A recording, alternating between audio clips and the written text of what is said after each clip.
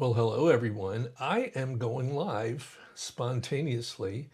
I've been doing what my friend Doc Rock has encouraged people who use Ecamm to do, and that's to go live a bunch of days in consecutive order. I suppose I could have said that differently, like 30 days in a row. Oh well, I'm going to proceed here.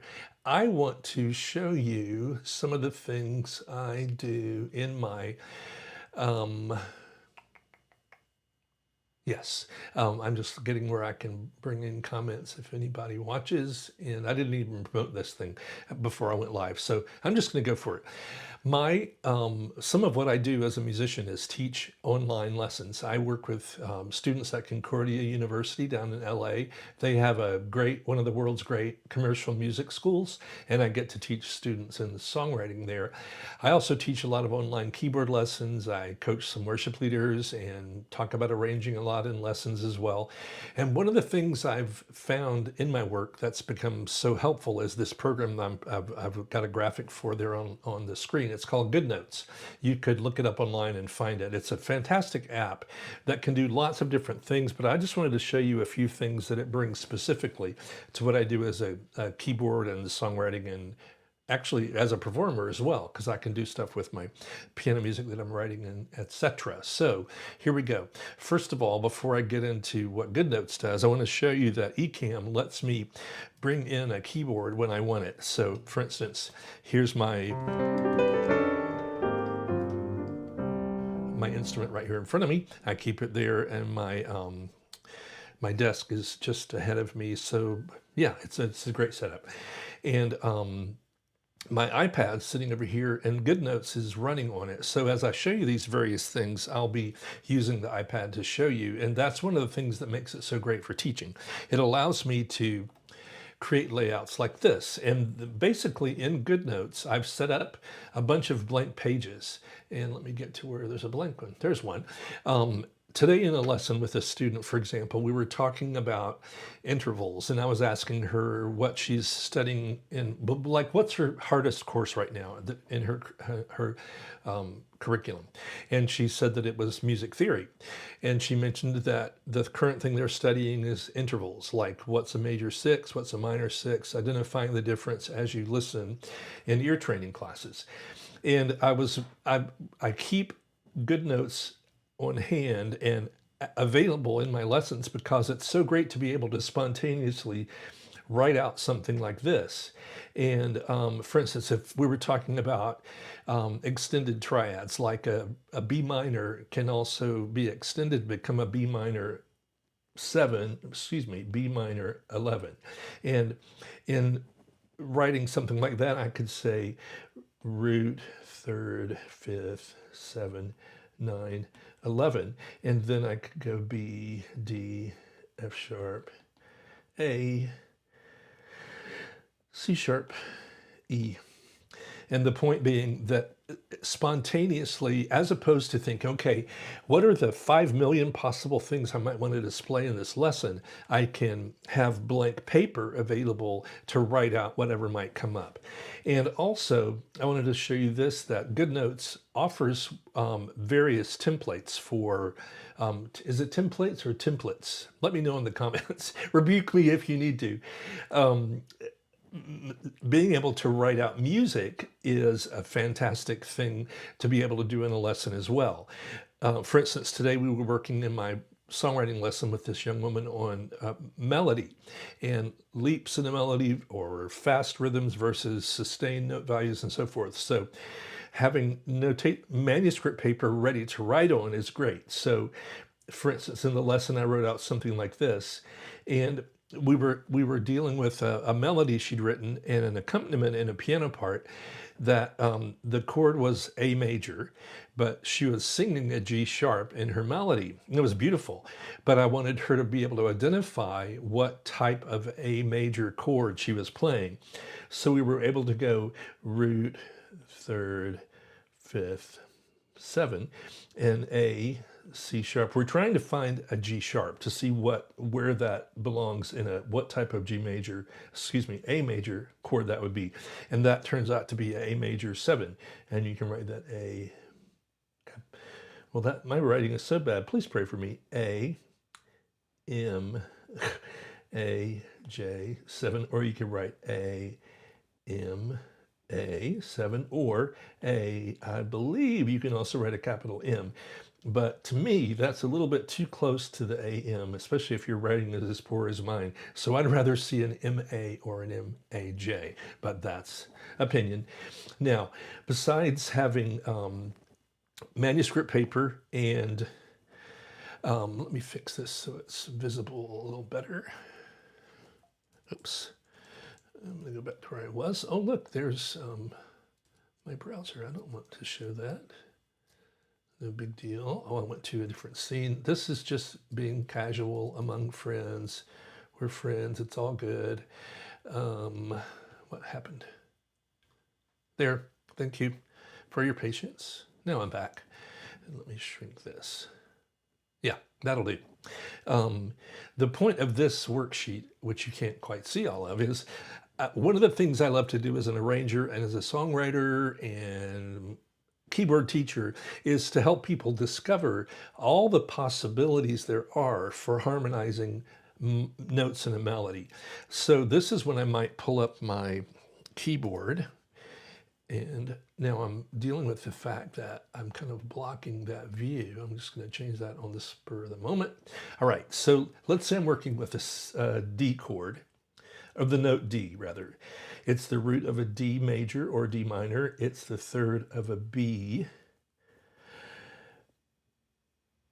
flat, major or minor. No, that's not right. This is D, the root of a D major or minor, the third of a B flat major or B minor. So this chart isn't quite doing what I wish it would do, and I think it's time to edit this chart. But I'm going to continue a little bit. The D is the 2 of a C2. The D is the 5th of a G major or minor. That is correct. The D is the add 4 of a G, add 4. And for those of you who aren't familiar with that term, a G sus is spelled, I'm going to write this out, G sus equals from the bottom up, G, C, and D. And that's root, 4th, and 5th. But the G add 4, which is a gorgeous color, it's especially potent or rich on acoustic guitar. And I know some of them are hard to achieve because of that minor second, but I'll move on from that. The G add 4. Now, see, this is a good example of how valuable it is to have paper, virtual paper, digital paper, whatever you want to call it, where you can write things out like this. I'm going to extend this window just a little bit. Or maybe I won't, because I'm live currently as we speak. Yeah, so I'm going to write it up here. G add 4 equals root, 3rd, 4, and 5. So we have, that's so sloppy, G, B, C, D. And the result is, with my keyboard visible, I'm going to show you this. Here's the G chord. Here's the G sus. There's the G. Now the add 4, and this color of the add 4 is typically used when you're heading to the 5 chord. The 5 chord has a very strong dominant tonic effect. It wants to go home. So I'm going to just noodle a little bit in this key of C. There's some sort of F here. Here's an A minor.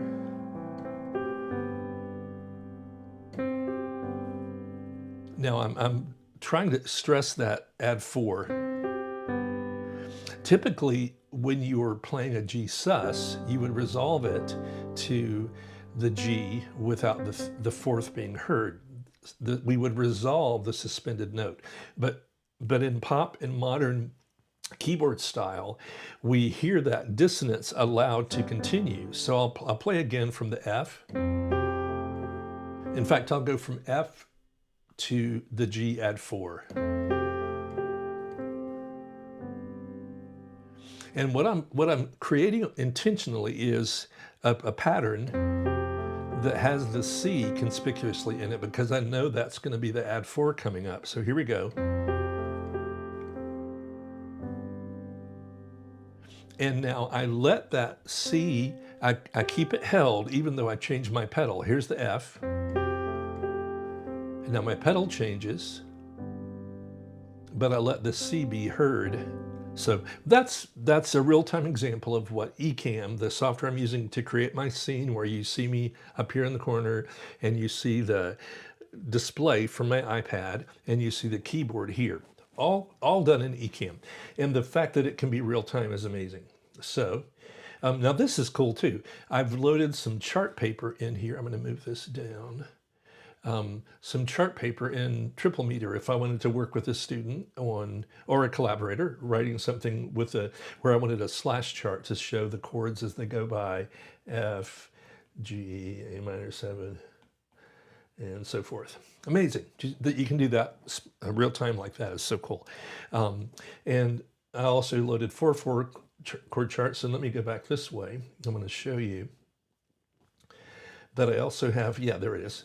I've written a study, well, study is the right term. It's an etude, a piece that can give pianists a chance to work on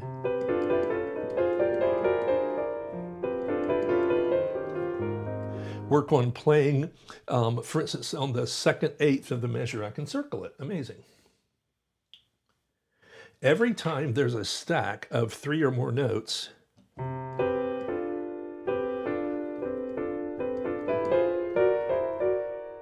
it's having a piece like this is valuable in that it's written to sort of exploit the interval of the third, not just the interval of the third, but the stacking of multiple notes in a voicing. So it gives you a chance to practice not doing what I call flamming the notes, where they don't strike at the same time. So that's a little overview of GoodNotes, and I'm going to go back to the top where I can show you that. I can get rid of my keyboard. So there we go. Amazing. So this was live, and I'm going to look at the comments, see if anyone has found me in the vastness of the etherwebs or the other interwebs, and I don't see anything, but I'm okay with that. I am secure. But if you're a keyboard player, or if you're a teacher, not just of music, but that's what I'm doing as some of my work. But explore Ecamm Live. You can go to ecamm.com, and it's ECAMM. I should have had a graphic here, but I don't. Sorry. But also search for Google. Search for Google. Search for GoodNotes. It's a great app, and I use it on my iPad. It also syncs to my iPhone, my my desktop, my MacBook Pro. Back. Sounds like a chicken barking or something, whatever chickens do. Oh my gosh. Well, I think I'm good. So appreciate you watching. I'm kind of nerdy with tech, and I use what's called a Elgato Stream Deck here to get me between different scenes. For instance, this is interesting. I have a scene set up here where, excuse me, as I burp, one of my favorite subjects to talk about in songwriting is the concept of prosody. And I almost said my friend, I feel like I know him, haven't met him, but Pat Pattison, he's a legendary songwriting teacher, teaches at Berkeley in Boston.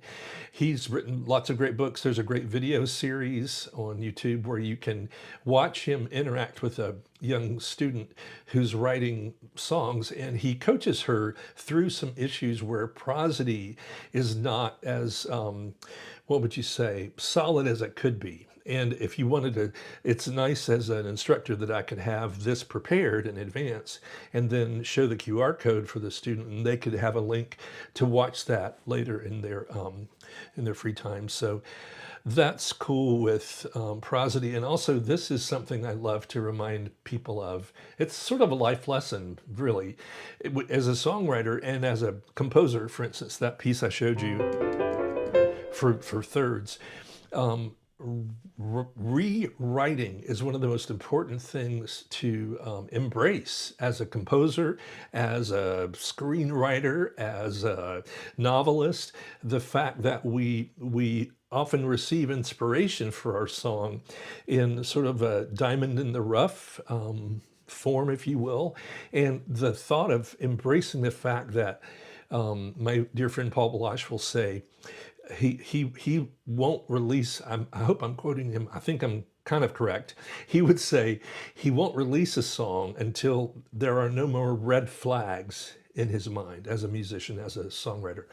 And so write, rewrite, keep working at your craft, study other sources. So anyway, that's my overview again for GoodNotes. I'm back to the top, and I appreciate your time.